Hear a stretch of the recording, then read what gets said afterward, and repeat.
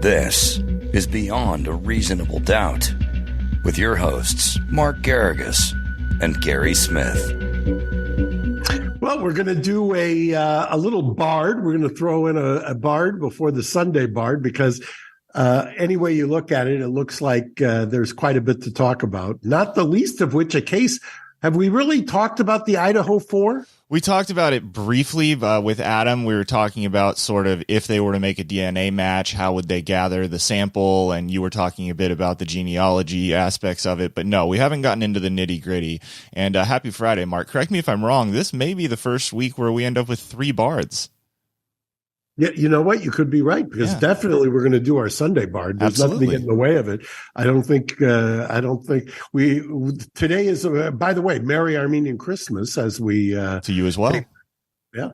And so for those of you who are or aren't following the case, let me just summarize a bit. The young man who's been accused and is now the defendant was transported by Pennsylvania authorities, hopscotched across the country till he got to Idaho, where he was arraigned in the courthouse, and they unsealed, with exception they redacted part of, a probable cause affidavit. And there's, let me give you kind of my initial thoughts of the probable cause affidavit, and maybe Gary will, it's 19 pages, so you can usually find it pretty easily, or Gary will have a link to it. Basically, there's several components. First of all, they found what they call a profile of DNA on the sheath of a knife that they believe was used. So we're not talking about the weapon itself, but we're talking about presumably the sheath of the weapon that was used. That's important to understand. That profile, they were not, they presumably ran through and were not able to identify immediately. However, they did eventually rummage through the family household in Pennsylvania, found something, I believe on the 29th of December, where it was able to test it for DNA, and then did a comparison, and they excluded a large population. Now, why is that important? Because they did not run it through the traditional DNA database. They ran it through a special database that is skewed in this sense. It's skewed in the sense that they can only use it in violent crimes, number one. And number two, it's got a much smaller sample size. It's not like a 23andMe. It's not like an Ancestry.com. It's not like even one of the other databases that they use. This one is a very small sample size, and generally will do a good job of kind of narrowing, but not the kind of DNA numbers that you would normally expect. And the reason for that is they wanted to just get probable cause so they could make the arrest.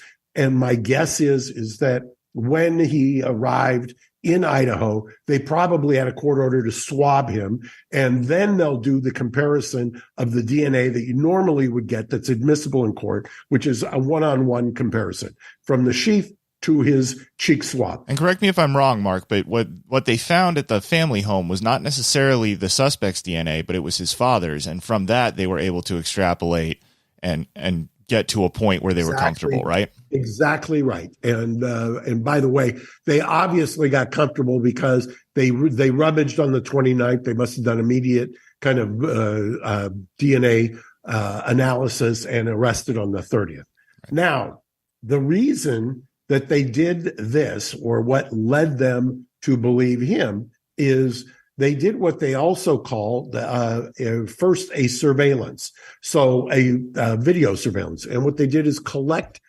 videos and other things all around the area of the murders, including my favorite was a food truck that was live streaming on Twitch. Yeah, which wasn't, well, yeah, and that was my favorite too. So that food truck, just to put a finer point on it, was not actually as close to the scene of the murders. I believe it was a mile or two away, but it was the last place that two of the victims had eaten that night. And this food truck apparently is constantly live streaming on Twitch, which is weird to me, but it's a brave new world. It is what it is if they're doing it. Hey guys, I can barely remember college, let alone the food trucks that you used to do the drunchies with. Yeah. But so they then took those surveillance and they found in the area around the times of the murder an Elantra, a white Elantra. Mm-hmm.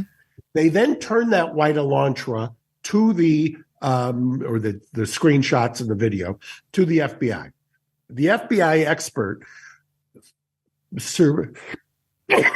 bless you, excuse me, surmised, you can always cut that out, surmised that the Elantra was, I believe, a 2011 to a 2014.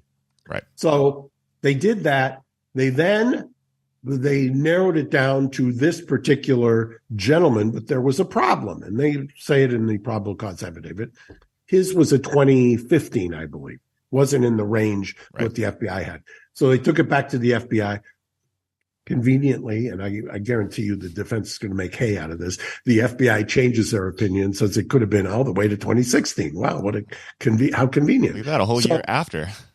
Yeah. Then once they've identified this guy as a person of interest, they then get the phone number. They identify the phone number and they go and they get the cell phone records. Now, why cell phone records? Because when you use a cell phone and you've got it, it will ping to an antenna. Now, this is a fairly recent phenomena. I remember going through this when they tried to introduce this evidence 20 years ago in California. And what they do is, and I cross-examined, we had weeks-long hearings, they will have the cell phone expert tell you, at this time, the cell phone is pinging off of this antenna, and then try to track locations. So that's what they did. They did a whole map of where the Elantra was and then where the phone was. And the phone was apparently monitoring the area in early morning hours and late night hours as well. And I believe that was one of the other things they included, yes? Correct. Now, the one problem they had, and they say this in the affidavit, is during either the 2 or 3 hour period of when they believe the murders occurred, the phone was not in the area. So then they surmise it was in airplane mode. That's also something the defense is going to have a lot to talk about. They're going to have an expert. Now, for those who don't know, the phone and the antennas are not like a GPS. It isn't like when you move, you go to another antenna. I've actually had cases where we have cross-examined the experts from the carrier, and somebody who was sitting still, and we were able to show that they were sitting still, the phone antenna pinged from one antenna to another antenna as much as 25, 50 miles. Sometimes, believe it or not, I had one case where the phone pinged from California, Hawaii, and back. And wow. I still have no idea how that happened. But the expert, obviously a prosecution expert, never wanted to concede that point. The jurors got kind of a laugh out of it. Oh, really? You think he flew to Hawaii and back in 15 seconds? And he goes, well, it could have been a supersonic jet or something like that. He didn't get a laugh.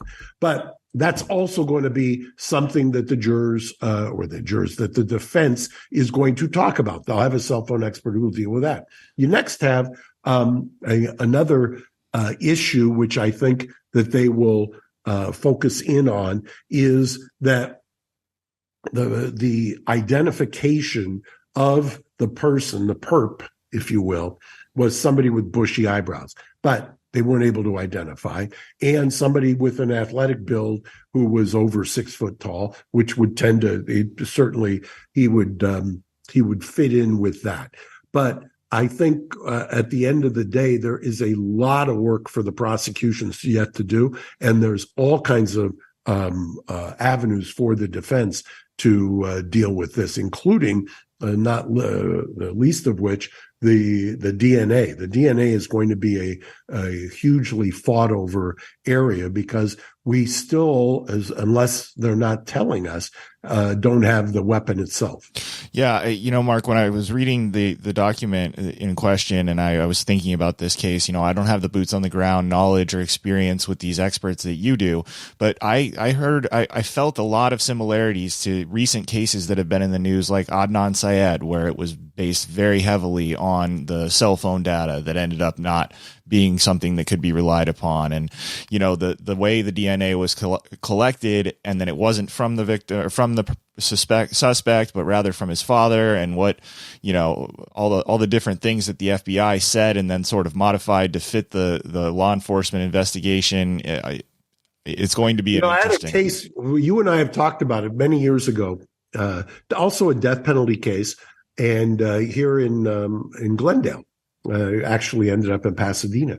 And the first thing we did was get the cell phone records. And we were making the argument in that case, it's interesting how it flip-flops, that he was clearly 25 miles away from the home invasion where the poor kid got shot and killed. And in that case also, they had false identifications, and the mother of the poor kid who was murdered, I think ruined the case because they convinced her to identify our client trial.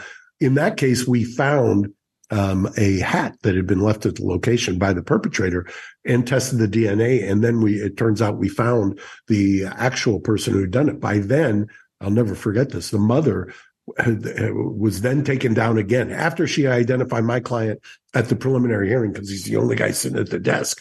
They then take her down to the county jail. It's been reported that she saw the real perpetrator and she literally threw up because she knew what had happened and what had happened. We ended up suing Glendale and getting millions of dollars for the poor kid who was in custody. But I would caution, and in that case, the kid was in custody for 8 months. And that, like I said, a death penalty case. I would caution the rush to judgment.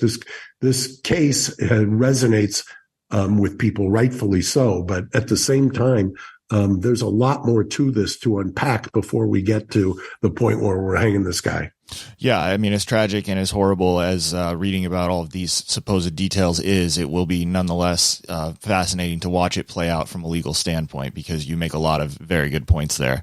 All right, can we transition to a different story here real quick? Yes, you've got one you want to talk about. I've got one I want to talk about, but we'll save that for last because it's kind of silly. But I received a DM from one of our loyal listeners, and he said basically something to the effect of, I must have slept through government class. Why are they still on a 13th ballot and they can't elect a speaker?